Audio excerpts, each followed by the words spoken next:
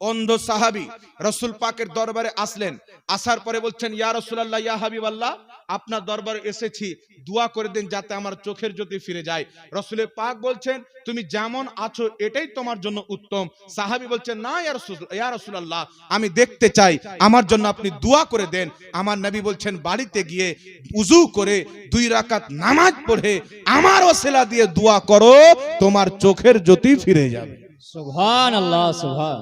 সেই সাহাবী বাড়িতে গিয়ে আমার আপনার নবী সাল্লাল্লাহু আলাইহি সাল্লামের ওসিলা দিয়ে দোয়া করেছেন, নামাজ পড়ে দোয়া করেছেন যে আল্লাহ, তোমার নবীর ওসিলা দিয়ে দোয়া করতেছি, আমার চোখের জ্যোতিকে ফিরিয়ে দাও।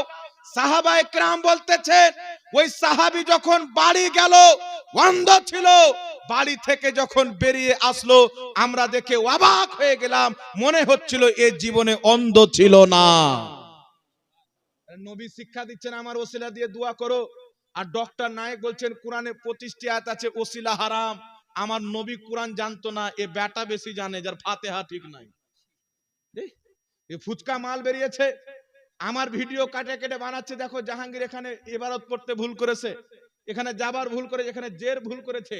আরে বেটা, কোথাও যদি মিস্টেক হয়ে যায়, পড়তে গিয়ে আরবি হতে পারে।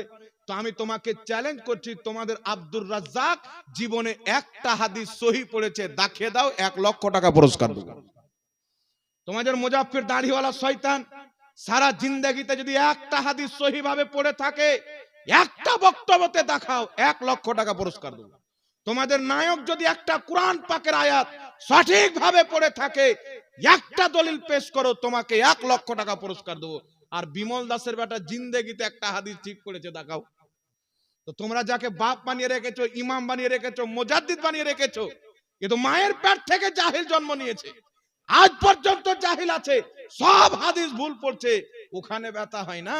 আর জাহাঙ্গীরের কোথাও পড়তে গিয়ে জের যাওয়ার একটু ইদিক উদিক মিস্টেক হয়ে গেছে, দেখছে আমাদের ধান্দা বন্ধ করে দিচ্ছে, আমাদের বাপ দাদার মুখোশ খুলে দিচ্ছে, আমাদের পাটারা খুলে দিচ্ছে। এখন এর বক্তব্য শুনে তো মানুষকে আর গুমরাহ করা যাবে না, তো একে কি করা যায়, কোন রকম করে এর পিছে লাগ, এটা ছাড়া তো আর দ্বিতীয় কোনো অপশন নাই। কিন্তু আপনারা বলেন, বাবা, এদের যেইগুলো আকীদা আপনাদের সম্মুখে বয়ান করলাম, প্রত্যেকটা হচ্ছে কুফরি আকীদা এদের মধ্যে ভরা আছে। জান্নাতুল বাকিতে ওয়াহাবি বোর্ড লাগিয়ে রেখেছে, নবী ওলির ওসিলা হচ্ছে শিরক। এরা আপনাকে বলবে, যতদিন নবী বেঁচে ছিলেন ততদিন নবীর ওসিলা জায়েজ ছিল, নবী ইন্তিকাল করেছেন, নবীর ওসিলা শিরক হয়ে গেছেন। কিন্তু পৃথিবীর মুসলমান, আমি আপনাকে হাদিস বলে দিচ্ছি, কিতাবটির নাম মাজমাউজ জাওয়াইদ, লেখকের নাম ইমাম হাইসামি রাহমাতুল্লাহ আলাইহি। এই কিতাবে হাদিস লিখেছেন। ইমাম হাকিম হাদিসটিকে সহিহ বলে সমর্থন করেছেন, ইমাম ইবনে হিব্বান হাদিসটিকে সহিহ বলে সমর্থন করেছেন, ইমাম সামহদি আল ওয়াফা বে আখবার দারিল মুস্তাফা কিতাবে হাদিসটিকে সহিহ বলেছেন। রাসূল পাক সাল্লাল্লাহু আলাইহি ওয়াসাল্লাম উনার চাচি আবু তালিবের স্ত্রী হযরতে আলীর মা ইন্তিকাল করলেন, যিনার নাম হলো ফাতেমা বিনতে আসাদ রাদিয়াল্লাহু তাআলা আনহা। তিনাকে দাফন করার পর আমার আপনার নবী দোয়া করছেন। কি দোয়া করছেন লক্ষ্য করেন। আল্লাহর নবী দোয়া করছেন, আল্লাহ তুমি আমার মায়ের মাগফিরাত করো, তার কবরকে প্রশস্ত করো, বেহাক্কে নবিয়্যিকা, তোমার নবী আমার ওসিলায়, ওয়াল আম্বিয়া আল্লাযীনা মিন ক্বাবলি, এবং আমার পূর্বে যত আম্বিয়ায়ে কেরাম গত হয়ে গেছেন, ইন্তিকাল করেছেন, চলে গেছেন, তাদের সবারই ওসিলায়। একটু আস্তে সুবহানাল্লাহ হবে না? নবীর ইন্তিকালের পর দোয়া করা যাবে না? আর আমার নবী আদম নবীর ইন্তিকালের পর ওনার ওসিলা দিয়ে দোয়া করছেন, ইব্রাহিম নবীর ইন্তিকালের পর তিনার ওসিলা দিয়ে দোয়া করছেন, প্রত্যেক নবীর ওসিলা দিয়ে দোয়া করছেন। তারা আপনারা চিন্তা করেন, এদের এই আকীদা কোনোদিন সুন্নাত হবে না বিদআত হবে? কথা বলতে হবে। আমলের বিদআত ক্ষমা হতে পারে, আকীদার বিদআত কোনোদিন ক্ষমা হবে না। এদের বিদআত হচ্ছে বিদআতে মুকাফফিরা, যেটা কুফর পর্যন্ত নিয়ে যায়। এদের নামাজ বেকার, রোজা বেকার, হজ বেকার, যাকাত বেকার, এদের কোনো আমল কবুল হবে না। যার কারণ, যারা খোদা রাসূলের ব্যাপারে খারাপ আকীদা লালন করবে, কুকুরের ঘ্যাও ঘ্যাওয়ের দাম আছে, এদের ইবাদতের কোনো দাম নাই। শয়তানের 90 কোটি বছর ইবাদত, আদম আলাইহিস সালামকে সিজদা করলো না, ঠিক আছে, কবুল ইবাদত বরবাদ হয়ে গেছে। জান্নাতের ভিতরে ছিল, আল্লাহ বের করে ফেলে দিয়েছেন। কিন্তু পৃথিবীর মুসলমান আল্লাহ মিথ্যা বলতে পারে, নাউজুবিল্লাহ। নবী মরে মাটির সাথে মিশে গেছে, নাউজুবিল্লাহ। নবীর ওসিলা শিরিক, নাউজুবিল্লাহ। নবীকে সুপারিশকারী মনে করা শিরিক, আস্তাগফিরুল্লাহ। নবী পাক চামার চাইতো নোংরা, নাউজুবিল্লাহ। নবীর সম্মান গ্রামের চৌধুরীর মতন করতে হবে, আস্তাগফিরুল্লাহ। নবীর সম্মান বড় ভাইয়ের মতো করতে হবে। নবীর শরণ আসলে নামাজ হবে না, জেনার শরণ আসলে নামাজ। এতগুলি বিদাতি আকীদা থাকার পর আমাদেরকে বলছে বিদাতি। কেন বিদাতি ভাই? বলছে তোমরা শাবে বারাতে রোজা রাখো।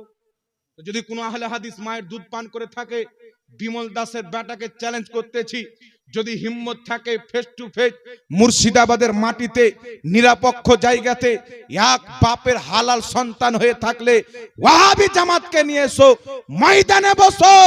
যদি শাবে বারাতে রোজাকে কোন মায়ের লাল বিদাত প্রমাণ করতে পারে 5 লক্ষ টাকা পুরস্কার দেব। আর আমরা যাই যদি প্রমাণ না করতে পারি জুতোর গলা মালাই দিয়ে যাবো মুসলমান। কোনো বাপের বেটার দম নাই। কালকে দেখবেন ফুচকা ভিডিও বানাবে, ফুচকা, হ্যাঁ জয়ীফ হাদিস, জয়ীফ হাদিস, জয়ীফ হাদিস। তো জয়ীফ হাদিস মানা যাবে কিনা আগে বসো না রে বেটা। হিম্মত কেন হয় না? ফেস টু ফেস বসো, বাদ দাও অনলাইন, বাদ দাও মোবাইল, ফেস টু ফেস বসো। উলমায়ে আহলে সুন্নাত, পশ্চিম বাংলার আকাবির উলমায়ে আহলে সুন্নাত থাকবে। আর তোমাদের যাদেরকে ইমাম মনে করো হাজির করো। প্যান্টে পেশাব যদি করিয়া না ছাড়তে পারি খোদার কসম বাংলার মাটিতে কোনোদিন ওয়াজ করব না মুসলমান। রেকর্ডিং হচ্ছে, ওয়ান রেকর্ড বলতেছি জি। এরা আপনার ইমানকে নষ্ট করতেছে। এদের কাজ হচ্ছে চুরি চুরি চলো গোপনে গোপনে। আর ওই শাবে বারাতে রোজা রাখা বিদাত। এ গাধার বেটা গাধাকে বলেন আহলে হাদিসদের কিতাব ফাতাওয়া আহলে হাদিসের মধ্যে তাদের ইমাম আব্দুল্লাহ রুপরি লিখতেছেন শাবে বারাত কা রোজা রাখনা আফজাল হ্যায়, শাবে বারাতে রোজা রাখা অতি উত্তম কাজ। ওদের মৌলবি লেখা আছে। তাহলে আমাদেরকে যদি বিদাতি বলতে আসে বাবা, ওর বাপটা কোথায় যাবে? তাদের কিতাব ফাতাওয়া হাসারিয়ার মধ্যে লেখা আছে শাবে বারাতে রোজা রাখা জায়েজ আছে, উত্তম কাজ। তাহলে তাদের হাসারিয়া লিখক, তার বাবা কোথায় যাবে? ওদের কিতাব থেকে প্রমাণ করব শাবে বারাতও আছে, শাবে বারাতের রোজাও আছে। জোরে বল সুবহানাল্লাহ। যারা খ্রিস্টানদের ধর্ম মানে, ইহুদ ও নাসারা যে আকীদা দিয়েছে ওয়াহাবিদেরকে, এই ইহুদি নাসারার যারা উম্মত হবে তারা হলে সুন্নাত ওয়াল জামাতের মামুলাতকে বিদাত বলে আখ্যায়িত করবে। আর যারা মুস্তাফার উম্মত হবে তাদের জন্য শাবে বারাতে রোজা রাখাও যায়, শাবে বারাতে হালুয়া রুটি খাওয়াও যায়। একটু সুবহানাল্লাহ হবে না? দ্বিতীয় নাম্বার চলেন বাবা, এরা বলতেছে কি মুসলমানের দাওয়াত করা হারাম। বলেছে কি বলেনি? মনে রাখবেন শরীয়তের উসুল হচ্ছে কোন জিনিসকে অতক্ষণ পর্যন্ত হারাম সাব্যস্ত করা যাবে না যতক্ষণ পর্যন্ত কাতঈ সুবুত না হবে। নাসে কাতাই থেকে দলিল লাগবে, কোরআন থেকে বা হাদিস, সহিহ হাদিস থেকে প্রমাণ লাগবে এটা হাদিস হারাম। আর যদি খাতনার ই হারাম হয়, ওয়াহাবি বলছে সামনে যদি আসে ওয়াহাবিদের আব্বা যার নাম হচ্ছে ইবনে তাইমিয়া, তাদের সবচাইতে বড় শাইখুল ইসলাম ইবনে তাইমিয়া, সবচাইতে বড় তাদের ফতোয়ার কিতাব মাজমুউল ফাতাওয়ার মধ্যে লিখছে খাতনার দাওয়াত করা জায়েজ আছে। তাহলে ওদের মৌলবি হারামকে জায়েজ বললো, আর শরীয়ত বলছে কোন ব্যক্তি যদি হারামকে হালাল বলে কাফির। তো তাদের উসুল অনুযায়ী ইবনে তাইমিয়া কাফির, আর কাফিরকে যেই ব্যক্তি কাফির না বলবে সেও কাফির। এরা ইবনে তাইমিয়াকে শাইখুল ইসলাম বলে, কাফির বলে না। এরা মুসলমান হবে না কাফির হবে? কথা বলে বিচ্ছি টিপে দুধ বের করে দেবো যতটা মায়ের পান করেছে। জি, কলসা টিপে দুধ বের করে দেবো। মানুষকে বোকা বানানোর জায়গা পাচ্ছে না, ভুং ভাং বলে এটা হারাম, এটা না জায়েজ। আর কিছু দাড়ি টুপিওয়ালা শয়তান বেরিয়েছে, শয়তান এখন বসে আরাম করছে, ওদের কাজে এই হারাম খোররাই চালাচ্ছে। বুঝতে পারছেন? এক জায়গাতে একটা ফোন করেছে আমাকে, মুর্শিদাবাদ হরিহার পাড়ার মাটিতে একটা লোক ফোন করে বলছে হুজুর এক্ষুনি আমাদের কবরস্থানে ঝামেলা হলো। কি ঝামেলা? একটা লোক বলছে মিনহা খলাকনাকুম বলে মাটি দেওয়া শিরক। কে বলছে? বলছে আহলে হাদিসের একজন মৌলবি বলছে। বলছে কি যুক্তি দিচ্ছে? আল্লাহ বলছেন মিনহা খলাকনাকুম ওয়া ফিহা নুঈদুকুম ওয়া মিনহা নুখরিজুকুম তারাতান উখরা। আমি তোমাকে এই মাটি থেকে সৃষ্টি করেছি, এই মাটিতে আসতে হলো, আবার এই মাটি থেকে তোমাকে উঠাবো। এটা তো আল্লাহ বলেছেন, আর কবরে তুমি বলছো যে আমি তোমাকে সৃষ্টি করেছি, তো শিরক হলো না? এবার কিছু সাধারণ লোক মনে করছে আসলে তো এটা তো আমি বলছি। আপনারা বলেন বাবা, ওয়াহাবিরা যখন মাদ্রাসায় কোরআন পড়ে তো এই আয়াতটা বাদ দিয়ে পড়ে? জি, যখন খতম তারাবি করে তো এই আয়াতটা বাদ দিয়ে খতম করে? তো যে ইমাম সাহেব খতম করছে মিনহা খলাকনাকুম ওয়া ফিহা নুঈদুকুম, মুসাল্লিরাকে বলছে যে তোমাকে এই মাটিতে সৃষ্টি করে, তো ইমাম নিজে বললো না আল্লাহর বক্তব্য উচ্চারণ করলো? কথা বলেন। মাদ্রাসায় পড়লো আল্লাহর কথা উচ্চারণ করলো না কি বলেন? কবরস্থানে মাদ্রাসায় পড়লো তো আল্লাহর কথা উচ্চারণ করলো, মসজিদে নামাজের মধ্যে পড়লো তো আল্লাহর কথা উচ্চারণ করলো। আর এটাই যদি কবরস্থানে পড়ে তো নিজে আল্লাহ হয়ে গেল। ওয়াহাবির গালে জুতা মারে কি মারে না? বিনা বিনা মদ খেয়েই মাতা, এত বড় শয়তান। আর যদি শিরিক হয়, ওয়াহাবিদেরকে চ্যালেঞ্জ করি, বেটা বসো, তোমাদেরকে মুশরিক যদি প্রমাণ না করি বাংলার মাটিতে খোদার কসম মুখ দেখাবো। একবার বসে যাও সবাই মিলে গচ্ছিত হয়ে, দুধ কা দুধ পানি কা পানি হয়ে যায়। তোমাদের হুজুর লিখছে, যার নাম হচ্ছে ইবনে বাজ, আহলে হাদিসদের সবচাইতে বড় মুফতি, সৌদি আরবের গ্র্যান্ড মুফতি ইবনে বাজ মাজমুয়া ফাতাওয়ার মধ্যে লিখতেছেন, তাকে প্রশ্ন করা হলো সওয়াল, মিনহা খলাকনাকুম ওয়া ফিহা নুঈদুকুম ওয়া মিনহা নুখরিজুকুম তারাতান উখরা ইনদা দাফান। হুজুর, দাফন করার সময় উক্ত আয়াতটি পাঠ করা কি? তো ওয়াহাবিদের সবচেয়ে বড় মৌলবি ইবনে বাজ বলছেন, হাদা সুন্নাতুন, এটা পড়ে মাটি দেওয়া সুন্নাত। সুবহানাল্লাহ। বলছে এই দোয়া পাঠ করে মাটি দেওয়া সুন্নাত। এর সাথে আরেকটা জিনিস অ্যাড করতে বলেছেন, বিসমিল্লাহ ওয়া আলা মিল্লাতি রাসূলিল্লাহ, এটাও অ্যাড করে পড়বে, এটা সুন্নাত। তাহলে এটা শিরিক এরা বলছে, আর ওদের বড় মুফতি বলছে সুন্নাত। তো শিরিককে সুন্নাত বলে ইবনে বাজ মুসলমান আছে না কাফির হয়ে গেছে? কে যদি শিরিক হচ্ছে সবচাইতে বড় গুনাহ, তো শিরিককে কে সুন্নাত বললো? ওদের মৌলবি। আর শুধু একটা মৌলবি নয়, দ্বিতীয় নাম্বার চলে আসে আহলে হাদিসদের মৌলবি, যার নাম হচ্ছে কাজী শওকানি।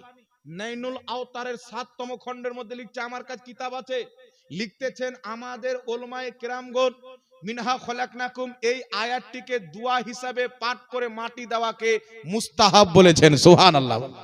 তাহলে এও শিরককে মুস্তাহাব বললো, তো কাজী শওকানিও কাফির হয়ে গেল, আর ইবনে বাজও কাফির হয়ে গেল তাদের যুক্তি অনুযায়ী। আর এদেরকে যারা বড় মুফতি মনে করে, ও আবার মুসলমান হবে? কাফিরকে মুসলমান বলাও কুফরি।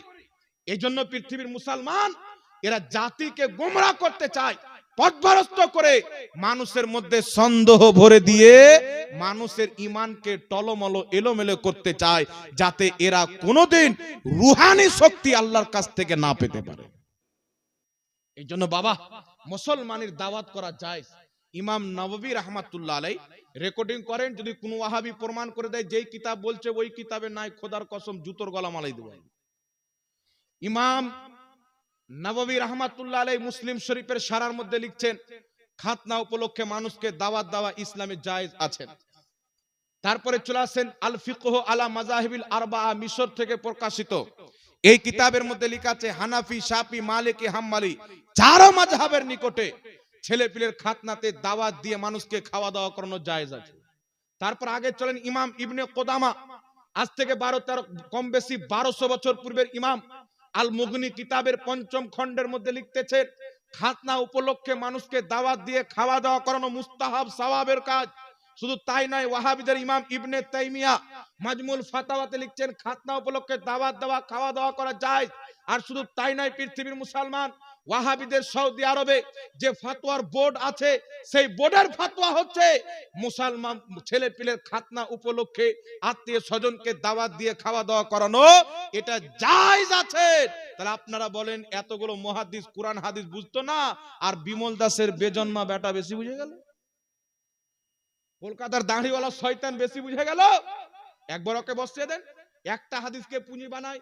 একজন সাহাবীকে দাওয়াত দিতে গেল, সাহাবী বলছেন, আমরা নবী পাকের যুগে খাতনার দাওয়াত গ্রহণ করতাম না, কিন্তু ইমাম বুখারী আদাবুল মুফরাদের মধ্যে লিখেছেন যে আব্দুল্লাহ রাদিয়াল্লাহু তাআলা আনহু হযরতে সালিম সহ আরেকজনের খাতনা দেওয়ার, মুসলমানি দেওয়ার অনুমতি দিলেন।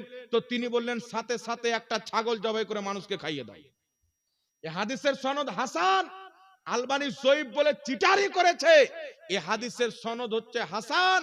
আর নবী পাক বলেছেন, তোমরা মুসলমানের দাওয়াত কবুল করবে। এই দাওয়াত কবুল করা হচ্ছে নবী পাকের সুন্নাত। এর পক্ষে সহিহ হাদিস রয়েছেন, সেটা ওয়ালিমার দাওয়াত হোক, মুসলমানের দাওয়াত হোক, জালসার দাওয়াত হোক, এই দাওয়াত কবুল করা নবী মুস্তাফার হাদিস দ্বারা প্রমাণিত। জোরে বলো সুবহানাল্লাহ।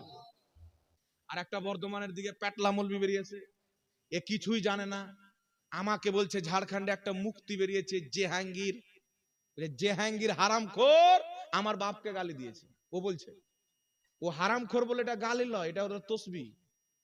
হ্যাঁ, ও বলছে যে হারামখোর জাহাঙ্গীর এটা তসবি, গালি নয়। আর বলছে আমার বাপকে গালি দিয়েছে। তো দুই বাপ্পাটা একবার বসো, মুসলমানের খানা তোমাকে খাও, তোমার বাপকেও খাও। বলছে ছেলে পিলে যে খাতনা দেয়, যে চামড়া কাটে, ওটাও যদি মাংসতে মিশিয়ে দেয় টেস্ট বেড়ে যাবে। আচ্ছা বলেন তো বাবা, ও বেটা কি করে জানলো? হ্যাঁ, এই জন্য ওর প্যাট আর প্যাট নাই, ভারতবর্ষের ইন্ডিয়া গেট হয়ে গেছে। ওদের কিতাব, ও হচ্ছে দেওবন্দি, আহলে হাদিসের সঙ্গে ট্যাং মিলিয়ে থাকে জালসা পাওয়ার জন্য। দেখবেন আহলে হাদিসরা দেওবন্দিদেরকে কাফির মনে করে, মুশরিক মনে করে, আর এ ওদের পাও চাটে জালসা করার জন্য। যে জালসা পাবো এই জন্য এদের পা চেটে বাড়ায়। আর আমাদেরকে বলে কবর পূজারি, মাজার পূজারি। এক বাপের সন্তান যদি হয়ে থাকো একবার বসো না আমার সাথে, বসো একবার, অনলাইনে তোমার সাথে বসবো, যাও। আমাদেরকে কবর পূজারি কোন মায়ের লাল প্রমাণ করতে পারবে না। আর যদি প্রমাণ করতে আসো তোমাদের কিতাব থেকে তোমাদের কি কবর পূজারি প্রমাণ করে পাঠাবে। জি, আশরাফ আলী থানভী তাদের মুজাদ্দিদ হেকায়াতে আউলিয়া কিতাবের মধ্যে লিখছে, দেওবন্দ মাদ্রাসায় দুজন ব্যক্তির ঝগড়া হলো, আর কাসিম নানতাবি নিজের কবর থেকে সহশরীরে বেরিয়ে এসে মীমাংসা করে আবার কবরে চলে গেল।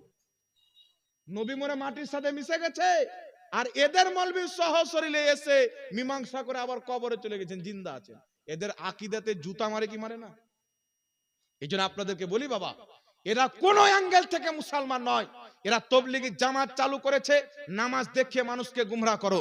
এরা আরো কিছু চালু করেছে, মাদ্রাসা দেখিয়ে গুমরাহ করো, ইজতেমা দেখিয়ে গুমরাহ করো।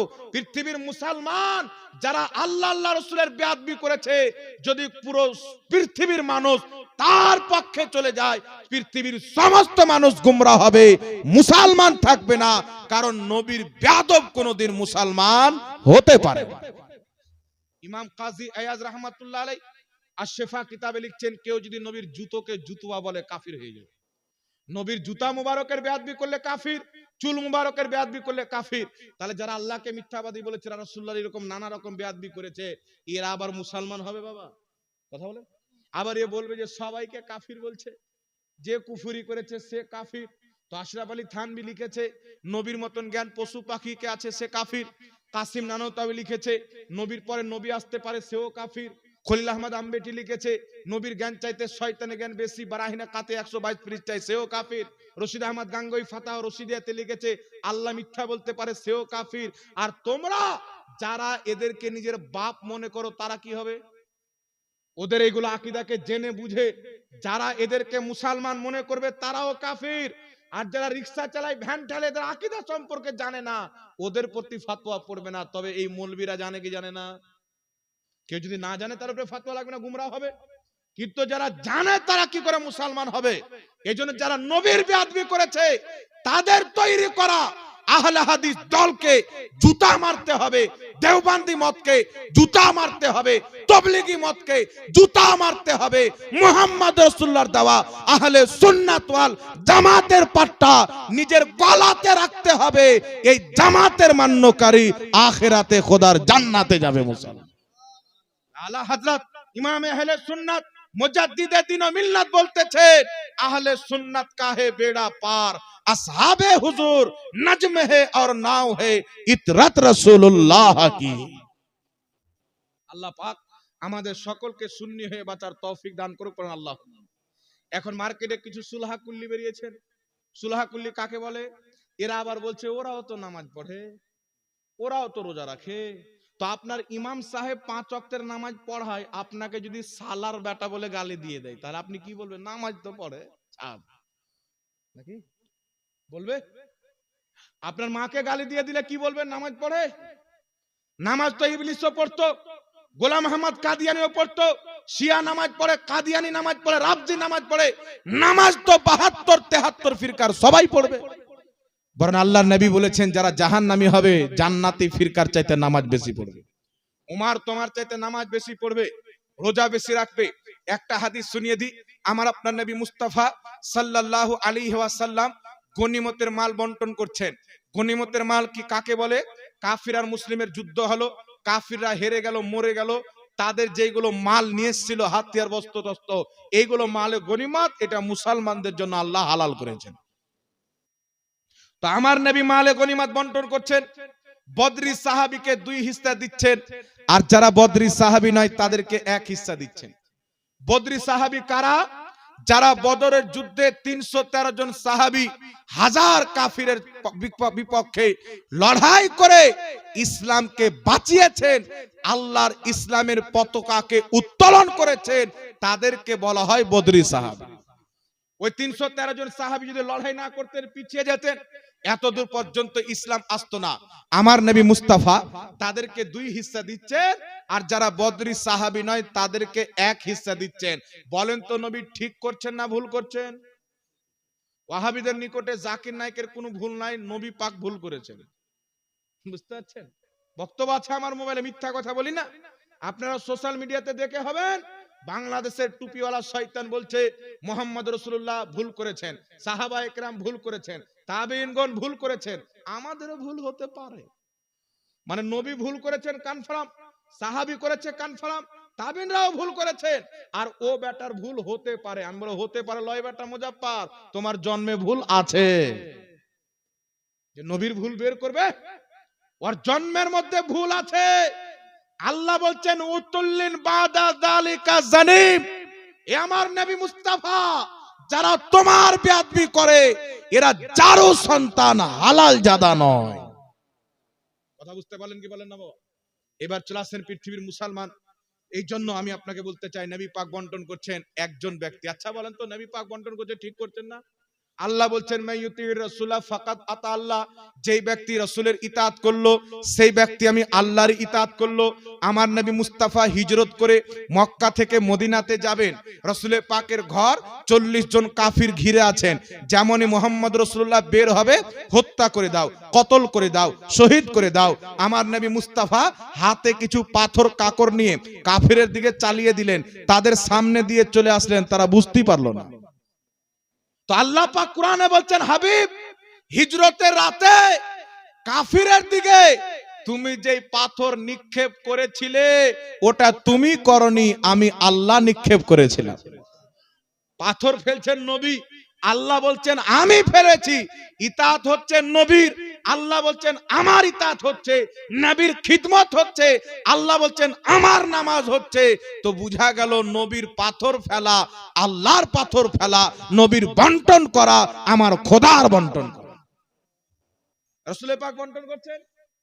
বদরি সাহাবীকে 2 হিস্সা, যারা বদরি নয় তাদেরকে 1 হিস্সা। একজন ব্যক্তি বলছে যার নাম হলো জুলখায়সরা, লম্বা লম্বা দাড়ি, পায়জামা একবারে এইরকম করে উঠিয়ে পড়ে।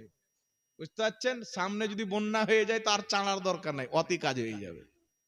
কপালে নামাজের ঘাটা, এক রাত্রে মুহাদ্দিসিনে কেরাম বলছেন 300 রাকাত নফলি নামাজ পড়তো। ওর পাগুলো শুরু হয়ে গেছিল ইবাদত করার কারণে সারা সারা রাত। এই লোকটা বলছেন ইয়া রাসূলুল্লাহ ইত্তাকিল্লাহ, হে আল্লাহর রাসূল ইনসাফ করেন, আল্লাহকে ভয় করেন। মানে এর নিকটে নবী বদরি সাহাবীকে 2 হিস্সা দিচ্ছেন, অন্য সাহাবীকে 1 হিস্সা দিচ্ছেন। তো এর নিকটে নবী বেইনসাফি করছেন, নাউজুবিল্লাহ বলেন। এত নামাজ পড়তো, সলিমউদ্দিন কলিমউদ্দিনের পিছনে নয়, মুহাম্মদ রাসূলুল্লাহর পিছনে নামাজ পড়তো। নবী পাকের সঙ্গে হয়ে যুদ্ধের ময়দানে অংশগ্রহণ করত, রাসূলুল্লাহর সঙ্গে কাবার তাওয়াফ করে হজ করত, নবী পাকের মজলিসে বসে থাকতো। এই কথা যখন বলল, আল্লাহর নবীর চেহারা রং পরিবর্তন হয়ে গেল।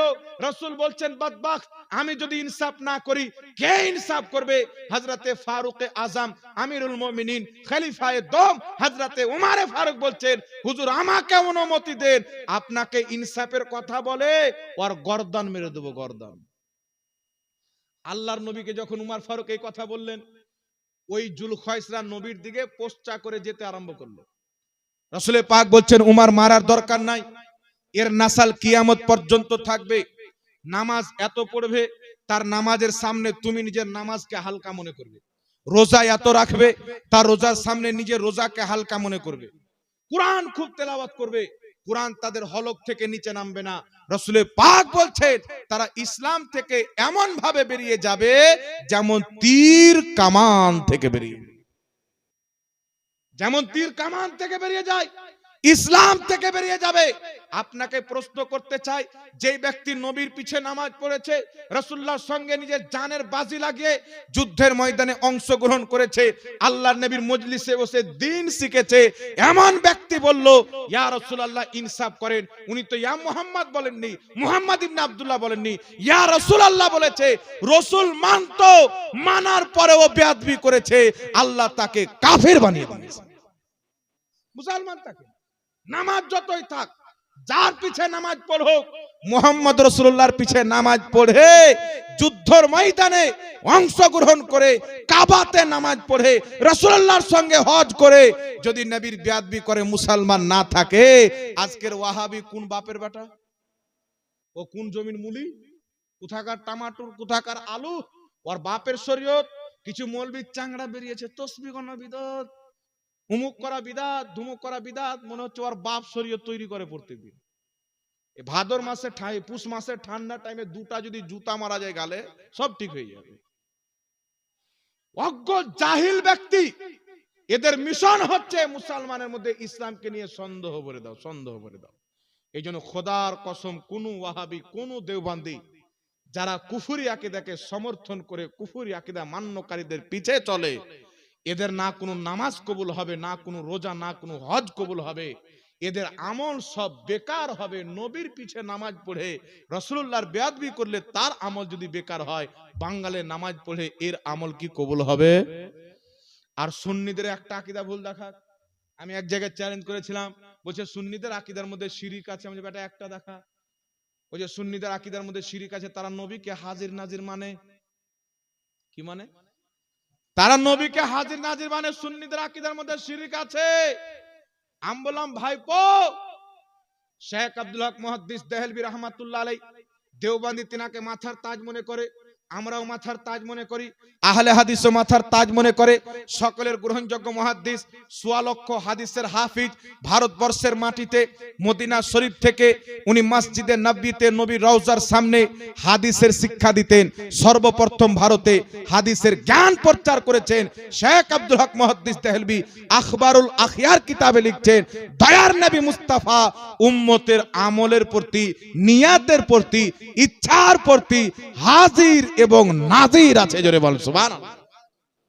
সারা দুনিয়ার আহলে হাদিস যদি বাপের বেটা থাকে, শিরকের ফতোয়া দাও। ইনাকে যদি মুশরিক বলে, ওদের হুজুররা যারা ইমাম মেনেছে ওরাও মুশরিক হবে। দেওবন্দিরও হিম্মত নাই। এই জন্য ইমাম জালালউদ্দিন সুয়ুতি আল হাবিলিল ফাতাওয়াতে নবীকে হাজির নাজির মেনেছেন। ইমাম আলোসি তাফসীর আলোসির মধ্যে নবীকে হাজির নাজির মেনেছেন। ইমাম ইবনে হাজার আসকালানী ফাতুল বারিতে লিখেছেন নবী হাজির হতে পারে। আর আমরা যে নবীকে হাজির নাজির মানি, নবী সহশরীরে নিজের কবরে হাজির আছেন আর পৃথিবীতে নাজির, অর্থাৎ পৃথিবীকে দেখতে আছেন। জি, কবর থেকে পৃথিবীকে দেখছেন, এটা হাজির নাজির। একটা উদাহরণ দিচ্ছি যুবক ভাই, আপনারা ভালো করে শুনেন। এখানে আমি বসে আছি, আমার থেকে 10 হাত দূরে একজন ব্যক্তি আরেকজনকে থাপ্পড় মারলো। সকালবেলা মিটিং বসেছেন, মন্ডল মাতাবর বাপজিরা আছেন। সকালে আমি সাক্ষী দিচ্ছি, এই ছেলেটা এই ছেলেকে থাপ্পড় মেরেছে। বলেন তো আমার সাক্ষী কবুল হবে কি হবে না? কথা বলেন। আর একটা লোক সাক্ষী দিচ্ছে কিন্তু কানা, আর সাক্ষী চলবে? আর একটা লোক সাক্ষী দিচ্ছে যে আমি উপস্থিত ছিলাম না, আর সাক্ষী চলবে? সাক্ষী চলবে না। পাগল ছিল, আর সাক্ষী চলবে? চলবে না। সাক্ষী কোন ব্যক্তির চলবে? যেই ব্যক্তির চোখও ঠিক থাকবে, যেই ব্যক্তির আকলও ঠিক থাকবে। 10 হাত 12 হাত যত দূর পর্যন্ত আপনার আকল সহি সালামত কাজ করবে, আপনার দৃষ্টি সহি সালামত কাজ করবে, তত দূরকার জন্য আপনাকে হাজির এবং নাজির মানা হবে। সাক্ষী মানে হাজির নাজির থাকতে হবে, অর্থাৎ উপস্থিত থাকতে হবে, দেখতেও হবে। কেউ যদি উপস্থিত থাকে না দেখে, তার সাক্ষী চলবে না। কেউ যদি দেখে উপস্থিত না থাকে, মোবাইলের মাধ্যমে দেখলো, তারও সাক্ষী চলবে না। সাক্ষী হওয়ার জন্য উপস্থিত থাকা শর্ত। এই যুবক ভাইরা আমার, আপনাদেরকে বলতে চাই, আমার এখান থেকে 10 হাত দূরে মারামারি হচ্ছে, আমাকে হাজির নাজির বলে গ্রহণ করা হচ্ছে, দেখনেওয়ালাও মানা হচ্ছে, উপস্থিত মানা হচ্ছে। দয়ার নবী মুস্তাফা বলছেন, ইন্নাল্লাহা জাওয়ালিয়াদ দুনিয়া কুল্লাহা, সমস্ত দুনিয়াকে আল্লাহ পাক আমার সামনে উজ্জ্বল করে দিয়েছেন। কিয়ামত পর্যন্ত এই পৃথিবীতে যা ঘটবে আমি এমন ভাবে দেখি যেমন হাতের থাবা দেখতে পাওয়া যায়। আমি তো 10 হাত দূর থেকে দেখলাম নবীর সামনে পৃথিবীটা হাতের থাবার মতো। এই জন্য নবী মুস্তাফা রওজাতে হাজির আছেন, ওখান থেকে পৃথিবীকে দেখতে পান, তাই তিনি হাজির নাজির। কথা আমার বুঝতে পারলেন কি বলেন না বাবা? এই জন্য পৃথিবীর মুসলমান ওয়াহাবি আবার যুক্তি দিবে, নবী যদি উপস্থিত থাকে, হাজির থাকে, আপনি বসে কি করে ওয়াজ করছেন? এখানে উপস্থিত সশরীরে নয়, নবী আছেন মদিনাতে। তাহলে ওয়াহাবিদের আকীদা হলো আল্লাহ হাজির নাজির, তো তুই বাথরুমে কি করে হাঁকছিস? নাকি আল্লাহর সামনে প্যান্ট খুলতে লজ্জা লাগে না? প্রশ্ন হবে কিনা? দুই ঘাড়ে দুই ফেরেশতা থাকে, কেরামান কাতেবিন। তাহলে এখানে ফেরেশতা আছে, তো তুমি আর অন্য কাজ কি করে করছো? পেশাব কি করে করতে যাচ্ছ? এইগুলো জাহিল, মূর্খ। এই যুক্তি চলবে না, দলিল চলবে। আল্লাহর নবী কতদূর পর্যন্ত দেখতে পারে? যতদূর পর্যন্ত নবীর আকল সহি সালামত কাজ করবে, দৃষ্টি সহি সালামত কাজ করবে, ততদূরকার জন্য নবীকে হাজির নাজির মানা হবে। রাসূলে পাক বলছেন বুখারী শরীফের হাদিস, ইন্নী ওয়াল্লাহি লা আনজুরু ইলা হাউজিল আন, নিশ্চয় আল্লাহর কসম আমি জমিনে দাঁড়িয়ে 7 আসমানের উপরে জান্নাত, জান্নাতের হাউজে কাউসার, আমি মুস্তাফা জমিনে দাঁড়িয়ে 7 আসমানের উপরের জান্নাতের হাউজে কাউসারকে দেখতে পাচ্ছি। তাহলে 7 আসমান কোথায় আছে বাবা? জমিন থেকে প্রথম আকাশ 500 বছরের পথ, প্রথম আকাশের সাইড পার করতে 500 বছর, তার উপর থেকে দ্বিতীয় আসমান 500 বছর। তো যেই নবী মুস্তাফা জমিন থেকে 7 আসমানের উপরে জান্নাতের হাউজে কাউসারকে দেখতে পারে, সেই নবী মুস্তাফা নিজের রওজা থেকে উম্মতকেও দেখতে পারে। এখন আপনাকে বলতে পারে নবী জিন্দা ছিলেন তো দেখেছিলেন, এখন নবী মরে গেছে, নাউজুবিল্লাহ বলেন। এই জন্য পৃথিবীর মুসলমান ইমাম ইবনুল হাজ রাহমাতুল্লাহ আলাইহি আল মাদখাল কিতাবে লিখেছেন, নবী পাকের হায়াত এবং মওতের মধ্যে কোনো তফাৎ নাই। আমার নবী বলছেন, ইন্নী হায়াতি খায়রুল লাকুম ওয়া ওয়াফাতি খায়রুল লাকুম, আমার বেঁচে থাকাও তোমাদের জন্য উত্তম, ইন্তিকাল করাও তোমাদের জন্য উত্তম। ইমাম সিউতি সহ একাধিক মুহাদ্দিসিনে কেরাম লিখেছেন, নবী মুস্তাফার মওত এবং হায়াতের মধ্যে কোনো তফাৎ নাই। যেমন তিনি দুনিয়াতে জিন্দা ছিলেন, নিজের কবরও জিন্দা আছেন। দুনিয়াতে উম্মতকে দেখতে ছিলেন, কবর থেকেও দেখতে পারে। জোরে বলতে হবে সুবহানাল্লাহ। তাহলে বলেন তো বাবা, এই হাজির নাজির মানাটা কি শিরক হলো? জোরে বলতে হবে। কিয়ামত পর্যন্ত প্রমাণ করতে পারবে না, কারণ আমাদের কোনো আকীদা বাড়িতে তৈরি করা নয়, কোরআন আর হাদিসের দেওয়া আকীদা। যাই হোক বিরাদর ইসলাম, রাত্রি অনেক হচ্ছে, 11টা পারিয়ে গেছে নাকি? আর বেশি আপনাদের সম্মুখে বলবো না, কয়েকটি প্রশ্ন এসেছেন, উত্তর দিয়ে খেল খতম, নাকি বলেন? এখানে একটা কথা আপনাদেরকে আর বলি, কিছু বক্তা বেরিয়েছেন বাবা, উত্তর না দিলে আবার হবে না, নাকি বলেন? আমরা যদি উত্তর না দিই, মানুষের বাড়ি বাড়ি না পৌঁছায়, তাহলে সত্যটা কি করে জানবে? তাহলে কোন মৌলবি যদি কাউয়াকে হালাল বলে দেয়, মানুষ তো ওটাই মনে করবে, নাকি বলেন? বর্ধমানের পোল্ট্রি মুরগি বলছেন যে কিয়াম করা আমার নিকটে হারাম। কে শাওকাত জোলহাকে ফোন করেছে, কিয়াম করা কি বলছে হারাম, কিন্তু ওদের মুজাদ্দিদ আশরাফ আলী থানভী ইমদাদুল মুস্তাক কিতাবে লিখছে কিয়াম করাতে কোনো সমস্যা নাই। তাহলে আশরাফ আলী থানভী হারামকে বলছে কোনো সমস্যা নাই, জায়েজ আছে। তাহলে আশরাফ আলী থানভী মুসলমান আছে, কাফির হবে কি হবে না? হারামকে হালাল বললে তো কাফির হবে। দেওবন্দের আকীদা আল মুহান্নাদ আলাল মুফান্নাদের 71 পৃষ্ঠায় দেওবন্দীদের 33 জন কম বেশি মৌলবীর সিগনেচার সেই কিতাবে রয়েছে। তারা লিখতেছেন কিয়ামকে অস্বীকার করা ভুল, যারা কিয়াম করে তাদেরকে লানতান করা ভুল। অসংখ্য মুহাদ্দিসিনে কিরাম ইমামগণ নবী পাকের ইজ্জত জালালত আজমতের খাতিরে, শান ও শওকাতের খাতিরে এই কিয়াম করাকে অতি উত্তম সওয়াবের কাজ বলেছেন। আর কিয়াম করা এমন একটি কাজ যার মধ্যে কোনো রকমের কোনো খারাপ জিনিস নাই। এদের বাপেরা বলছে জায়েজ, আর বর্ধমানে পোল্ট্রি মুরগি আর ওর বাপ বলছে হারাম। ওদের ফতোয়াতে দেওবন্দীদের আকাবিরা সব কাফির হয়ে গেছে, সব সব জাহান্নামে চলে গেছে। এই জন্য বাবা, এরা ঘরের কোনাতে যা ইচ্ছা বলে ফেসবুকে দিয়ে দিতে পারে, ময়দানে এতটা মায়ের দুধের শক্তি নাই যে বেরেলবিদের সামনে বসবে। যে আমরা বেরেলবি, আমরা আজমিরি, আমরা বাগদাদি, আমরা প্রত্যেক অলিকে মানবে। আমরা আল্লাহকে মোহাব্বত করি, আল্লাহর নবীকে মোহাব্বত করি, সাহাবাকে মোহাব্বত করি, আহলে বাইতকে মোহাব্বত করি, ইমাম মুহাদ্দিসদেরকে মোহাব্বত করি, আল্লাহর ওলিদেরকেও মোহাব্বত করি। ঠিক না বাবা? এই জন্য সামনে আগামীতে একজন ভাই 500 টাকা দিয়েছেন, আল্লাহ কবুল করুক। কয়েকটি প্রশ্ন এসেছেন ভাই, উত্তর দিয়ে দেবো না ছেড়ে দেবো বলেন? আমার শরীর খারাপ আছে, আমি বললাম ভুলে গেলাম এইচপি ডিজিটাল সাউন্ডের নামটা, হানিফ। হানিফ ভাইকে বললাম বেশিক্ষণ বলতে পারবো না ভাই, একটু কম করে বলেন। বলছে ঠিক আছে বলেন যতক্ষণ পারবেন। তো এই প্রশ্নটির উত্তর আমি দিয়ে দেবো বাবা। তো জালসা হলো, আমার পূর্বেকার বক্তাকে আপনারা দান দিয়েছেন 5 জন ভাই 500 টাকা করে, আর 5 জন মা 500 টাকা করে। দিতে পারবেন? রাগ করলেন নাকি জি? এমন ভাবে তাকাচ্ছেন মৌলবি তুই বাইরাই তোকে দেখছি নাকি? নাই, হাত তুলেন। 500 টাকা করে ফাটাফট বলে দেন, তাহলে তো কাজ হয়ে যাবে না, কি বলেন? চিন্তা করছেন দিব কি দিব না। এই দেখেন মাশাআল্লাহ, আসেন ভাই, আসেন আসেন। আর 4 জন ব্যক্তি, বেশি দান নেব না। আপনার নাম কি? মুখতার ভাই 500 টাকা। নারে তাকবীর, নারে রিসালাত। জনাব মুখতার ভাই 500 টাকার দাতা, বলুন জিন্দাবাদ। আল্লাহ হায়াতে বরকত দান করুক, রুজি রোজগারে বরকত দান করুক। এটা কি নাম ভাই? গোলাম ভাই। গোলাম কি শুধু গোলাম? গোলাম শেখ। গোলাম ভাই 500 টাকা। নারে তাকবীর, নারে রিসালাত। গোলাম ভাই 500 টাকার দাতা। আল্লাহ রুজি রোজগারে বরকত দান করুক, হায়াতকে বৃদ্ধি করুক, সকলে বলেন আল্লাহুম্মা। আর একজন 500 টাকা, আর একজন 100 টাকা, 3 জন হয়ে গেল 500 টাকা করে। কয়জন বলেছিলাম? 5 জন বলেছিলাম। 5টা মা বোনেরা যে সব কাঞ্জুসের বেটি দেখছে, দেন নাগে। একজনকে পাঠান, ওইদিকে পাঠান কাউকে লেন। আর 2 জন ভাই আমার, একজন এই কোণা থেকে, একজন এই কোণা থেকে। হাত তুলেন দেখি 500 টাকা। এদিকে কোনো ভাই? মাত্র 500 টাকা। একদিনকার ইনকাম আশা করি, অনেকের আরো বেশি ইনকাম হয়, হবে না? আর 2 জন ব্যক্তি, আর 5 জন মা। লক্ষ্মী ভান্ডারের টাকা, মা আপনার বাবার টাকা নয়, লক্ষ্মী ভান্ডারের টাকা দেন। দেন, আমার বয়স্ক মায়েরা দিবে, তাড়াতাড়ি যান। কে দিল বাবু? জামির হোসেন সাহেব 500 টাকা। নারে তাকবীর, নারে রিসালাত। জামির হোসেন সাহেব 500 টাকার দাতা, বলুন মারহাবা। এটা কি?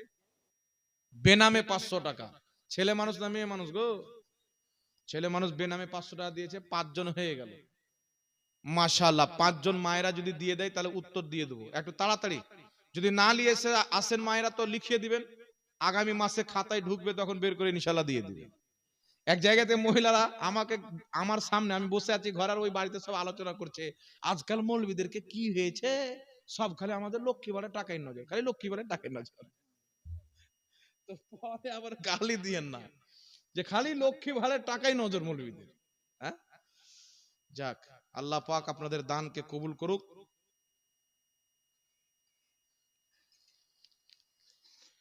আসসালামু আলাইকুম। ওয়ালাইকুম আসসালাম ওয়া রাহমাতুল্লাহি ওয়া বারাকাতুহু। হুজুর, বিড়ি পকেটে রেখে মসজিদে ঢোকা যাবে কিনা?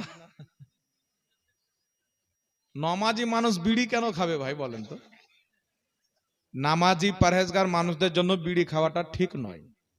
তবে বিড়ি যদি পকেটে থাকে, দেখতে না পাওয়া যায়, কোনো অসুবিধা নাই, নামাজ হয়ে যাবে। যেমন গান্ধীর ফটো টাকাতে থাকে, ভিতরে থাকে, নামাজ হয়ে যায়, নামাজ হয়ে যাবে।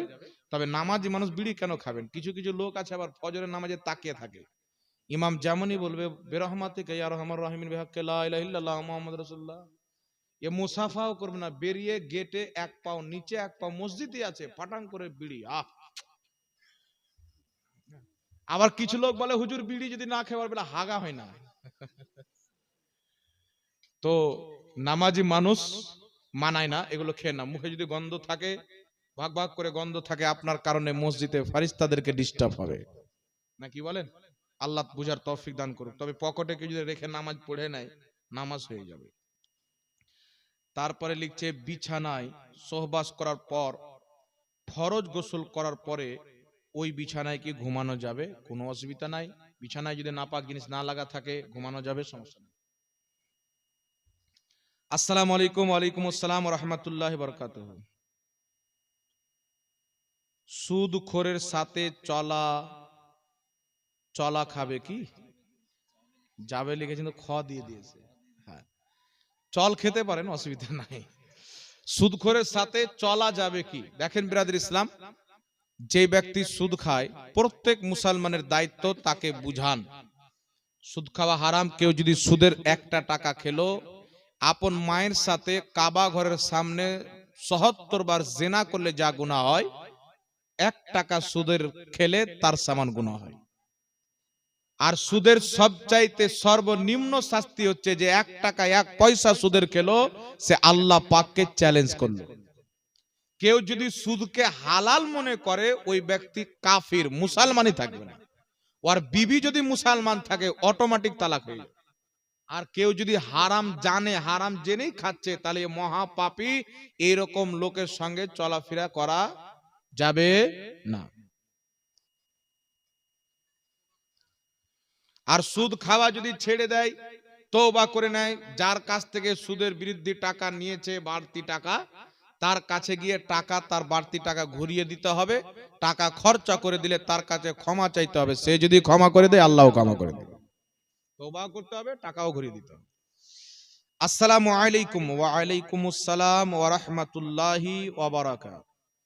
মানুষের সম্পদ কতটা থাকলে যাকাত দেওয়া উচিত? 52.5 তোলা চাঁদি এর সমতুল্য থাকলে আপনাকে যাকাত ফরজ হয়ে যাবে। আপনার এর দাম কতটা ভাই জানি না, আমি জিজ্ঞাসা করলেন আলিমুল মারকে, আপনারা ভালো জানেন, জিজ্ঞাসা করলেন সোনারকে। আসসালামু আলাইকুম। ওয়া আলাইকুমুস সালাম ওয়া রাহমাতুল্লাহি ওয়া বারাকাতুহু। নামাজের সময় তার সামনে দিয়ে যদি কেউ যায় তাহলে কি নামাজ হবে? যে নামাজ পড়ছে তার সামনে কেউ যদি চলে যায়, তার নামাজই তো নামাজ হয়ে যাবে, যে যাচ্ছে ওর কবিরা গুনাহ হবে, এটা পাপের কাজ। সুতরাং ভুল করেও আপনারা নামাজের সামনে দিয়ে যাবেন না, ঠিক আছে?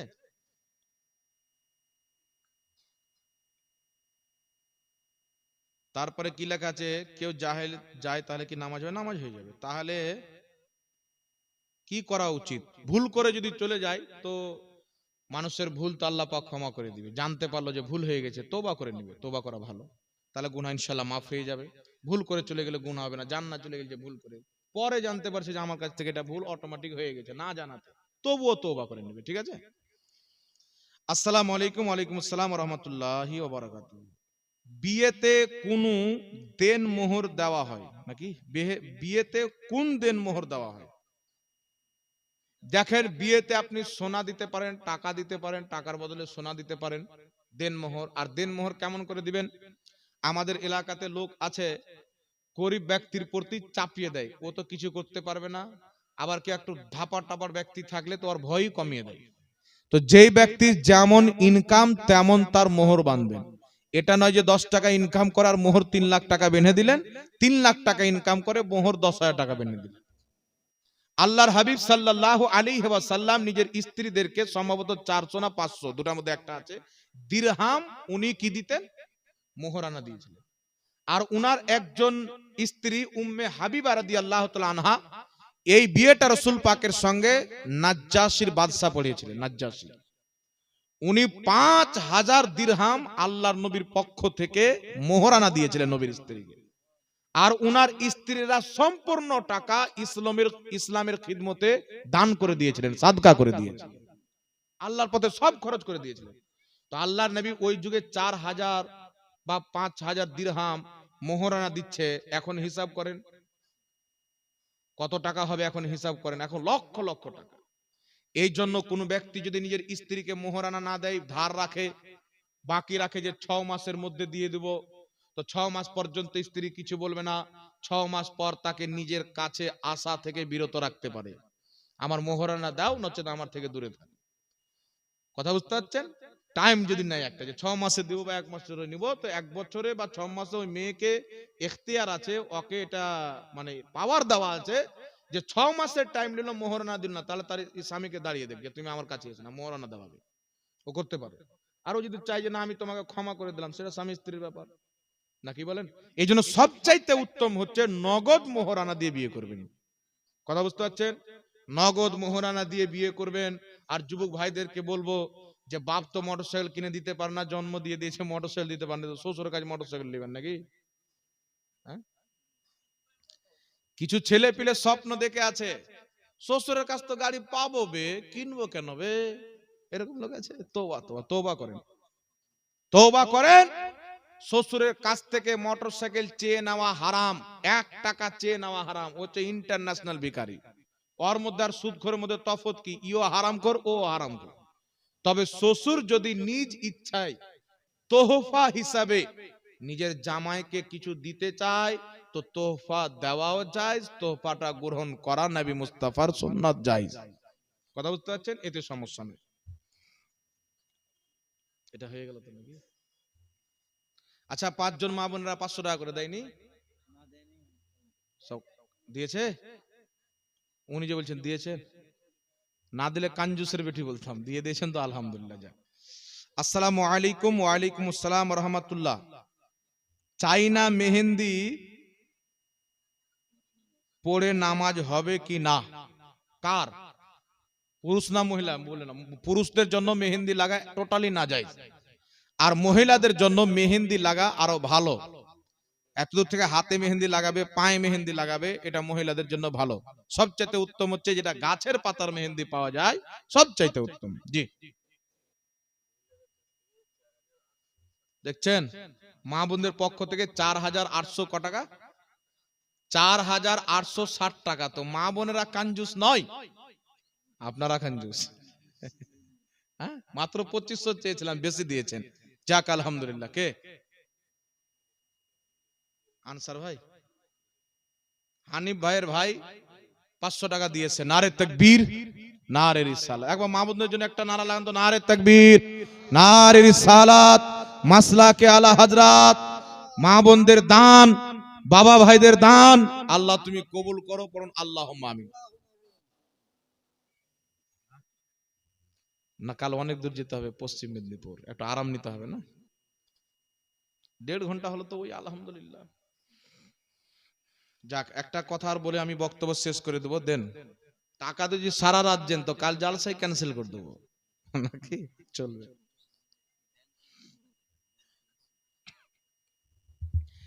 ব্যাংকের সুদ নেওয়া কি? দেখেন ব্রাদার ইসলাম, প্রত্যেক জায়গাতে বাড়তি টাকা সুদের অন্তর্ভুক্ত নয়। আপনি বাংলাদেশ যাচ্ছেন, ভারতের 100 টাকা দিলেন, বাংলাদেশের বর্ডারে আপনাকে তার পরিবর্তে বাংলাদেশি 300 টাকা দিল, সুদ হবে? কথা বলেন। আপনি এয়ারপোর্টে গেলেন, সৌদি আরবের 1 টাকা দিয়ে আপনার কাছ থেকে কয়েক টাকা নিয়ে নিল, 25 না 30 টাকা কত টাকা আছে নিয়ে নিল, তাহলে ও সুদ খেলো? কথা বলেন, এটাও সুদ হবে না। তো প্রত্যেক জায়গাতে কম টাকা দিয়ে বেশি টাকা নিলে সুদ হয় না, আর বেশি টাকা দিয়ে কম টাকা নিলেও সুদ হয় না। সুদ কোথায় হবে? যখন কোনো মুসলমানের কাছে টাকা দিবে বাহেতে, আর ওর পরিবর্তে মাসের মাস একটা বাড়তি টাকা নেবে, ওটাকে সুদ বলা হয়। আর ব্যাংকে, পাকিস্তানের ব্যাংকে, আরবের ব্যাংকে, বাংলাদেশের ব্যাংকে, ইসলামিক কান্ট্রির ব্যাংকে কোন ব্যক্তি যদি টাকা রাখে তার বাড়তি টাকাটা সুদের অন্তর্ভুক্ত। কথা বুঝতে পারছেন? আর যদি কোনো দেশে হারবি কাফিরের হুকুমত থাকে, আর সেখানকার কাফির যদি হারবি থাকে, মুসলমানেরা আকলিয়াত আলফ সংখ্যক হিসাবে বসবাস করে, আর সেই হারবি কাফিরের ব্যাংক হয়, মুসলমানদের যদি অংশ না থাকে, তাহলে এইরকম ব্যাংকে কেউ যদি টাকা রাখে আর ওখান থেকে যদি টাকাটা বাড়ে, এটা সুদের অন্তর্ভুক্ত নয়, এটা সুদই হবে না। সুদের যে ডেফিনেশন রয়েছে ওর মধ্যে এটা আসে না। কারণ আল্লাহর নবী বলেছেন, ইমাম সারাকসি রাহমাতুল্লাহ আলাইহি 1000 বছর পূর্বে আল মামসুদ কিতাবে হাদিস লিখেছেন, হযরতে মাকহুল রাহমাতুল্লাহ আলাইহি বলছেন যে আল্লাহর নবী মুস্তাফা সাল্লাল্লাহু আলাইহি সাল্লাম বলেছেন, হারবি কাফির এবং মুসলমানের মাঝে বাড়তি টাকা সুদের অন্তর্ভুক্ত নয়। সারা মুশকিল আসারের মধ্যে তাবিন থেকে হাসান সনদে হাদিস, তাবিনদের এটা মানহাজ ছিল, আকীদা ছিল, যে হারবি কাফিরকে 1 টাকা দিয়ে বদলে সে যদি 2 টাকা দেয়, এটা সুদের অন্তর্ভুক্ত হবে না। আমি এই মাসলাটা দেওয়ার পর কলকাতার দিকে একটা মৌলবি বেরিয়েছে, আমি ইদানিং শুনেছি নাকি কার বউ নিয়ে পালিয়ে গেছিল, চরিত্রহীন। এ গাধা বলছে যে জাহাঙ্গীর তো ইসলামের 12টা বাজিয়ে দিয়েছে, সুদকে হালাল করে দিয়েছে, যদি উমারে ফারুক থাকতো তো জাহাঙ্গীরের গর্দান মেরে দিত। বেটা, তোমাদের সবচাইতে বড় বাপ ইবনে তাইমিয়া আহকামি শরিয়া কিতাবে লিখছে, হারবি কাফিরের বাড়তি টাকাটা সুদ হয় না, কারণ হারবি কাফিরের সাথে মুসলমানদের আমানত নাই, এই জন্য তাদের কাছ থেকে বাড়তি টাকা নেওয়া সুদ নয়। তো তোমার বাপ ইবনে তাইমিয়ার গলা কাটো, যাও যাও বেটা যাও, নাকি বলে? এরা পড়াশোনা করবে তেবি তো, আল্লাহ এদেরকে হেদায়েত দান করুক, বলেন আল্লাহুম্মা আমিন। এই জন্য ভারতবর্ষের কাফির হচ্ছে হারবি, ইনাদের ব্যাংকে যে টাকাটা বাড়বে, যে ব্যাংকে শুধু হারবি কাফিরেরই অংশ আছে, এটা সুদের অন্তর্ভুক্ত নয়। এটা কে 500 টাকা দিয়েছে? যাই হোক বিরাদর ইসলাম, আরেকটা কথা আপনাকে বলি, কিছু লোকের ধারণা হচ্ছে নামাজ তারাও পড়ে, নামাজ আমরাও পড়ি, তাহলে রাসূল পাক কেন বললেন যে তোমাদের চাইতে নামাজে বেশি হবে, রোজাতে বেশি হবে, কিন্তু ইসলামের সাথে সম্পর্ক হবে না? ইসলামের সাথে তারা বেরিয়ে যাবে, কারণ নামাজ রোজা সব থাকবে, নবী মুস্তাফার আদব থাকবে না। তাহলে গুস্তাখে রসুল, আল্লাহর বেয়াদব, নবীর বেয়াদব, ওলিদের বেয়াদব, এদের সাথে আমাদের কিরকম ব্যবহার রাখতে হবে, কিরকম আচরণ রাখতে হবে। পৃথিবীর মুসলমান রসুলের কায়নাত সাল্লাল্লাহু আলাইহি ওয়াসাল্লাম বলতেছেন, বুখারী শরীফের হাদিস, একজন সাহাবী আসলেন, ইয়া রাসূলুল্লাহ আমাকে কিয়ামতের ব্যাপারে বলেন। আমার আপনার নবী সাল্লাল্লাহু আলাইহি সাল্লাম বললেন নামাজ পড়েনি। নামাজ পড়া কমপ্লিট হলো, আল্লাহ নবী সে সাহাবীকে ডাকলেন, বলছেন তুমি জিজ্ঞাসা করেছিলে কিয়ামতের ব্যাপারে? জি হুজুর, আমি জানতে চাই। রাসূল পাক বলছেন কিয়ামতের জন্য তুমি জোগাড় কি করেছো? কিয়ামতের ব্যাপারে জিজ্ঞাসা করছো, আগে বলো কিয়ামতের জন্য জোগাড় কি করেছো? সে সাহাবী বলছেন, ইয়া রাসূলুল্লাহ, ইয়া হাবিবাল্লাহ, নামাজ সেরকম পড়িনি, রোজাও বেশি রাখিনি, তবে আমি আল্লাহ রসুলকে ভালোবাসি। নবী পাক বলছেন যে যাকে ভালোবাসে কিয়ামতে তার সাথে থাকবে। আরে সুবহানাল্লাহ হবে না? এই পৃথিবীর মুসলমান হযরতে ফারুক আযম উমরে ফারুক রাদিয়াল্লাহু তাআলা আনহুর নিকটে দুইজন ব্যক্তি গেল। এই হাদিসটি ইমাম জালালউদ্দিন সিয়ুতি তাফসিরে দুররে মানসুরে উল্লেখ করেছেন। দুইজন ব্যক্তি রাসূল পাক সাল্লাল্লাহু আলাইহি সাল্লামের সাহাবী উমর ফারুকের নিকটে গেল। যাওয়ার পর একজন ব্যক্তি বলছেন, উমরে ফারুক আপনার নিকটে একটা ফয়সালা নিয়ে এসেছি, তবে আপনার কাছে আসার পূর্বে নবী মুস্তাফার নিকটে গিয়েছিলাম, আল্লাহর নবী ফয়সালা করে দিয়েছেন, আমার পক্ষে ফয়সালা দিয়েছেন, এই লোকটার বিপক্ষে ফয়সালা গিয়েছেন। নবীর নিকট থেকে বেরিয়ে যখন বাড়ি ফিরে আসছিলাম, যার বিপক্ষে ফয়সালা গিয়েছেন এই লোকটা বলছেন একবার উমরের কাজ চলো। হযরতে উমরে ফারুক ওই লোককে জিজ্ঞাসা করছেন, তুমি কি এই কথা বলেছো? বলছেন হ্যাঁ বলেছি। বলছেন তুমি বসো, অপেক্ষা করো, আমি ফয়সালা করে দিচ্ছি। তিনি বাড়িতে গিয়ে তলোয়ার বের করে নিয়ে এসে তার গর্দান মেরে দিলেন।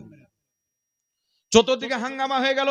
সেই লোকের বাপ মা আত্মীয় স্বজন আল্লাহ রাসূলের কাছে গেলেন, ইয়া রাসূলুল্লাহ, ইয়া হাবিবাল্লাহ সাল্লাল্লাহু আলাইহি ওয়াসাল্লাম, উমর আমার সন্তানকে মেরেছে বা ভাইকে মেরেছে, সে নামাজি ছিল, দাঁড়ি ছিল, টুপি ছিল, মুসলমান ছিল, আপনার পিছে নামাজ পড়তো, আপনি কিসাস করেন, উমরকেও কতল করেন, সে মুসলমানকে হত্যা করেছে, আর যেই ব্যক্তি একজন নির্দোষ ব্যক্তিকে হত্যা করবে শরীয়ত বলছেন তাকেও হত্যা করা হবে।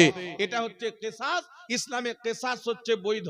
পৃথিবীর মুসলমান জিবরিল আলাইহিস সালামকে আল্লাহ পাক পাঠিয়ে দিলেন, ইয়া রাসূলুল্লাহ, ইয়া হাবিবাল্লাহ, উমর যাকে কতল করেছে উমরের ফয়সালার প্রতি আমার আল্লাহ রাজি হয়ে গেছেন। কারণ যেই ব্যক্তি নবীর ফয়সালাতে সন্তুষ্ট হতে পারে না সেই ব্যক্তি বেঁচে থাকার অধিকার রাখে না। তাহলে এতটুকু বেয়াদবি, নবীর ফয়সালা করে দেওয়ার পর আবার উমরের কাছে গিয়েছেন, এতি তাকে কতল করে দেওয়া হলো, যদিও সে রাসূলুল্লাহর পিছে নামাজ পড়তো, চেহারাতে দাঁড়িয়ে ছিল। আরেকটি হাদিস শুনেন, পৃথিবীর মুসলমান হযরতে আবু উবাইদা যুদ্ধের ময়দানে গিয়েছেন, নবীর পক্ষে সাহাবী হয়ে, তিনার বাপ জাররা কাফির হয়ে কাফিরের পক্ষে এসেছেন, লড়াই চলতে আছে। জাররা ওই যুগের বহুত বড় যোদ্ধা ছিল, কয়েকশো জন ব্যক্তি তার সাথে লড়াই করে পারতো না, এত বড় যোদ্ধা ব্যক্তি হযরতে আবু উবাইদা নবী মুস্তাফার দরবারে এসেছেন, ইয়া রাসূলুল্লাহ, ইয়া হাবিবাল্লাহ, আমার বাপ জাররা কাফিরের পক্ষে এসেছে, আমার বাপের মোকাবেলা কেউ করতে পারবে না আমি ছাড়া, কারণ আমি তলোয়ার চালাতে শিখেছি আমার বাপের কাছে, আমি জানি সে কিভাবে লড়াই করে, কিভাবে তলোয়ার চালায়। ইয়া রাসূলুল্লাহ, ইয়া হাবিবাল্লাহ, আপনি আমাকে অনুমতি দেন, আমি আমার বাপের সঙ্গে মোকাবেলা করব। রাসূলের পাক বলছেন না, তোমার বাপের সামনে যেও না, কারণ তুমি যদি বাপের সামনে যাও মুনাফিকরা গুজব ছড়াবে। মুহাম্মদ সাল্লাল্লাহু আলাইহি সাল্লাম এমন একটা দিন এনেছেন যে বাপ বেটাতে কাটাকাটি করায়, বাপ বেটাতে মারামারি করায়, তো ইসলামকে মুনাফিক বদনাম করবে, সুতরাং তুমি তোমার বাপের সামনে যেও না। হযরতে আবু উবাইদা যুদ্ধ করতে আছেন, লড়াই করতে আছেন, বাপের দিকে তাকাচ্ছেন, দেখছেন তিনার বাপ সাহাবীকে শহীদ করে দেয়, সহ্য না করতে পেরে বাপের সামনে গিয়ে এমন করে একটা তলোয়ার মেরেছেন, বাপকে মার্ডার করে জমিনে ফেলে দিয়েছেন। আপন বাপকে কতল করেছেন। কতল করার পর আবু উবাইদা বিন জাররা ঘুটনা জমিনে ফেলে চিৎকার মেরে কান্না করছেন। সাহাবী বলছেন, আবু ওবেদা, বাপকে হত্যা করেছো তাই কান্না করছো? বলছেন, বাপকে হত্যা করার জন্য কান্না করি না, নবী নিষেধ করেছিলেন, রাসূলুল্লাহর কথা রাখতে পারেনি, এই জন্য কান্না করছি। নবী যদি নারাজ হয়ে যায়, আমার খোদা নারাজ হয়ে যায়। সাহাবী বলছেন, চলো নবীর দরবারে। মাথার পাগড়ি খুলে গলাতে ঝুলিয়ে মুজরিম সেজে রাসূল পাকের দরবারে, ইয়া রাসূলুল্লাহ, ইয়া হাবিবাল্লাহ, আপনি নারাজ তো হননি হুজুর?